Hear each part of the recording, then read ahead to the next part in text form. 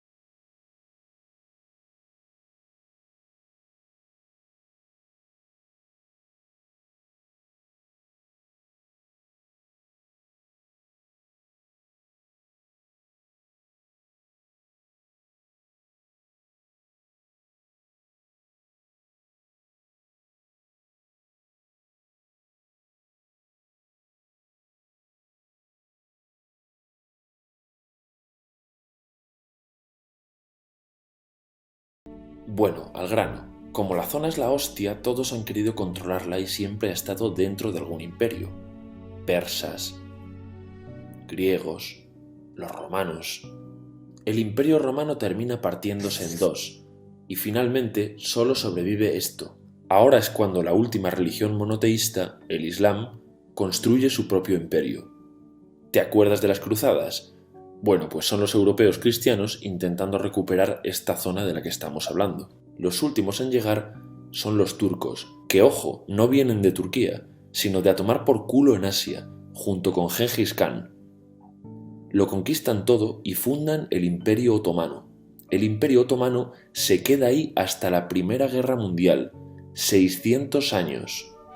Cuando acaba la Primera Guerra Mundial, aparecen pequeños países donde antes estaba el Imperio Otomano, y por primera vez vemos a Siria en un mapa.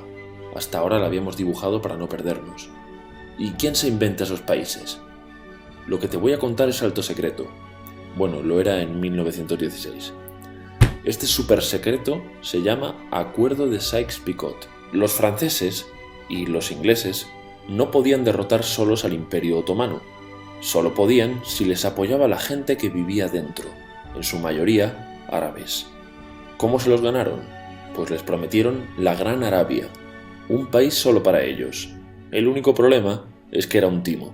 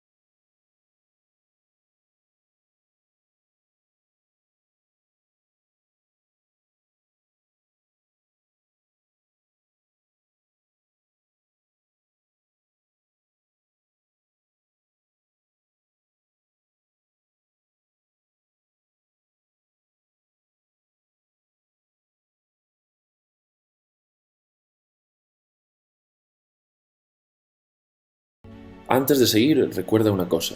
Los árabes son un pueblo, pero no una religión. O sea, un árabe puede ser musulmán, puede ser cristiano, y antes del Islam parece que hubo tribus árabes con tradiciones judías. Bueno, pues a los árabes no les dieron ese único país que les habían prometido. En su lugar, franceses y británicos crearon muchos países pequeños. Estos países, obviamente, no eran países de verdad, sino zonas bajo su control con gobernantes puestos por ellos. Durante este tiempo hacen lo que quieren con la zona. Recuerda que hay petróleo. Siria, aunque no tiene grandes reservas, tiene fácil salida al mar, y Francia, que es la que se ha quedado con Siria, se lo da a compañías extranjeras. Después de la Segunda Guerra Mundial, los europeos se van. En el caso de Siria, son echados a patadas. Pero antes de irse, crean otro estado, Israel. No es el momento de hablar de ello, pero es un estado muy polémico que sus vecinos no reconocen. La prueba es que nada más irse los británicos, todos estos estados lo atacan. La zona, a partir de ahora, va a ser una puta bomba de relojería. ¿Y mientras qué pasa en Siria? Bueno, pues no es muy estable. Tiene golpes de estado constantes. En esa época aparece en Siria una ideología que se hace con el control y se expande por el mundo árabe, el Ba'ath. Esta ideología mezcla el antiguo sueño de una sola nación árabe con ideas socialistas. Y algo muy importante, es laica, o sea que no es religiosa. Siria se llega a unir con Egipto, un país con el que no tiene frontera, pero no es algo raro, muchos de estos países intentan hacerlo también. Como recordarás, a esta gente se le había prometido un solo país y las ganas las seguían teniendo. Pero la unión falla. En este tiempo Egipto les convence para nacionalizar el petróleo.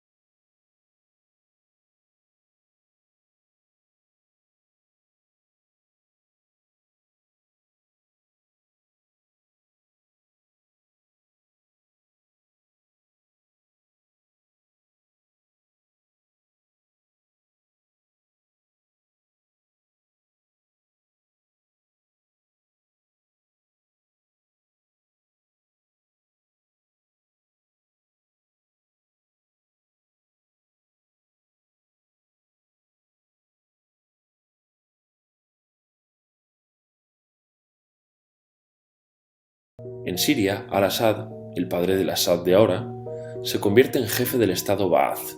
En Irak, también Ba'ath, comienza a ganar fuerza Saddam Hussein. Las diferencias entre ambos países dividen a los partidos Ba'ath de otros países en pro-Siria o pro-Irak. Ahora ocurre la Guerra Fría. El mundo se divide en dos, o eres de Estados Unidos o de la Unión Soviética. Son años muy movidos en los que se pegan constantemente con Israel, invaden su vecino Líbano y comienza una oposición islamista al régimen Ba'ath de Assad, los hermanos musulmanes. Vale, volvamos atrás un momento. Recuerdas que la mayoría de árabes eran musulmanes, ¿verdad? Pues dentro de los musulmanes hay dos ramas fundamentales, los suníes, la mayoría, y los chiíes.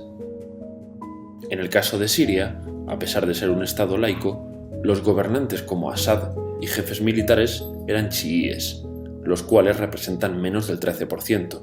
En cambio, casi el 70% de la población es suní. Un dato curioso es que los cristianos son casi el 10%. Que los chiíes controlen el gobierno y el ejército mosquea a la población suní, y este sentimiento es aprovechado por los hermanos musulmanes, islamistas radicales suníes. Estos toman las armas en la ciudad de Hama en contra del gobierno, y Assad acaba con la revuelta a costa de matar miles de civiles y encarcelar a mucha gente.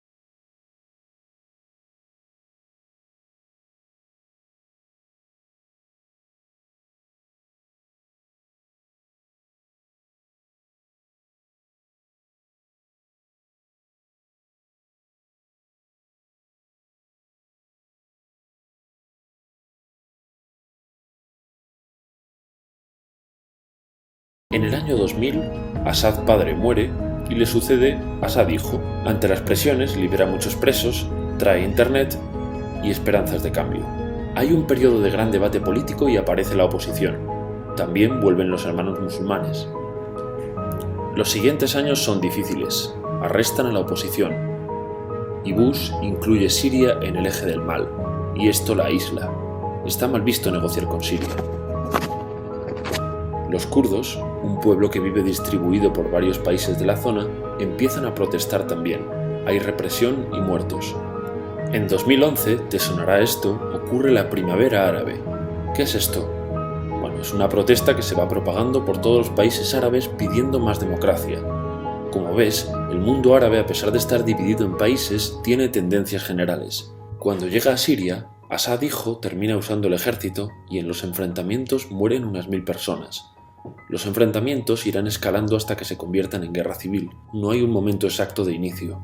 Lo importante es que hoy en día hay numerosas facciones en juego. Vamos a verlas. Pero primero piensa en que todo está dividido entre chiíes, la minoría, y suníes, la mayoría. Chiíes y además laicos, o sea, no religiosos, son el gobierno de Al-Assad. Controla todo esto, que si recuerdas son básicamente las zonas chiíes del país. El gobierno de Assad está enfrentado al resto. También mayoritariamente laico, pero suní, es el Ejército Libre de Siria o FSA en inglés. Junto con el Frente Islámico, que es religioso, y otros 70 y pico grupos más, forman una coalición que la prensa llama simplemente la oposición.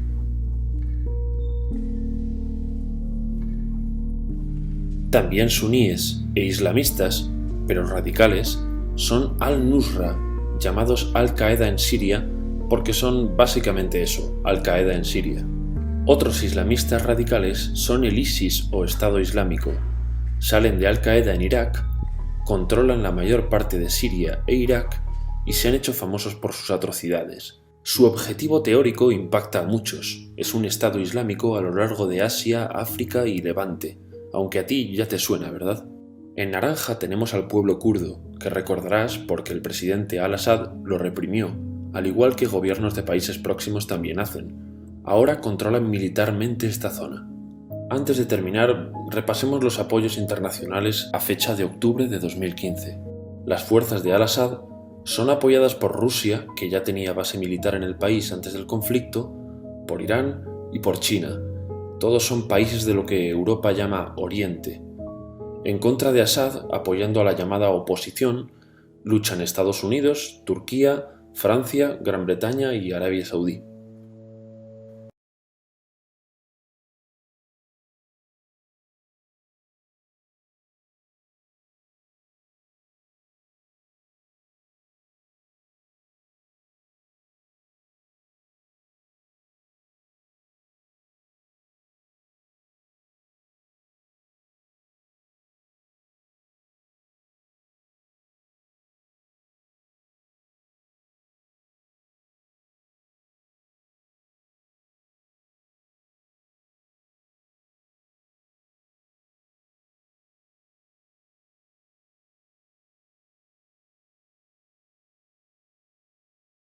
Podemos terminar con algunas conclusiones. Te advierto que esto ya es pura opinión.